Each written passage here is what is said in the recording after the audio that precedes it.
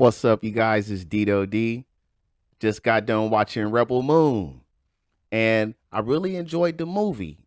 I thought it was a really good movie. There was a couple things in it that I wish had been a little bit different. Like there's moments with the characters where I feel like um, you want a little bit more out of what you're getting from them. But I'm looking at this movie in a way I don't normally look at movies because I know there's another one coming, right? There's a part two that's already made, so it's on the way. So I'm wondering if they're gonna like fill in some things, but it does feel like we could have got some more out of who the characters are. The movie kind of reminded me of the Magnificent Seven.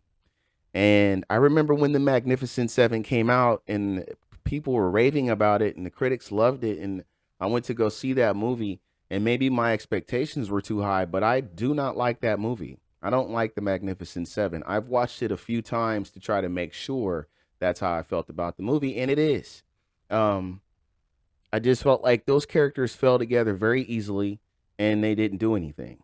In this movie, I felt like the characters fell together easily, but they absolutely did something. They delivered, they kicked ass, and it was fun to watch. Also, they all had it in for the mother world, this empire world, these soldiers that are pretty much got their foot on the neck of all these other worlds. So they all pretty much had their own personal vendetta against the mother world, and they were down for the fight for the most part. Not everybody, but the most people, most of the people that they were looking for, yeah, they were absolutely down for the fight. The acting was very natural, it just seemed like it's natural. And I really like Jimmy, the android played by Anthony Hopkins. Something about he you don't see him a lot, but when you do, it's really enjoyable. Like you're just happy that he's there. I was, so you um, the Blood Axes, the brother and the sister, they were fun to watch too. But of course, I'm loving Cora, the main character, the Scar Giver, and following her on this journey of putting these fighters together. That was a lot of fun, and we see that there's so much ground to cover here. You got all these different worlds and all these different aliens, and they are interacting with, like, basically what happens is these farmers, there's this woman, Cora, right? She used to be part of this empirical dynasty that is controlling all these worlds, and they are they showed up where she basically fled to in this far off world where people just farm. And she's been hiding there. They showed up there. And when they got there, now these people who just only know farming, they're faced with war. And it's only luck of the draw that one of the people in their ranks happens to be Cora, a fighter that can stand up and push back a little bit. She's only one person, but she'll stand up and fight. But the other people are going to have to do the same.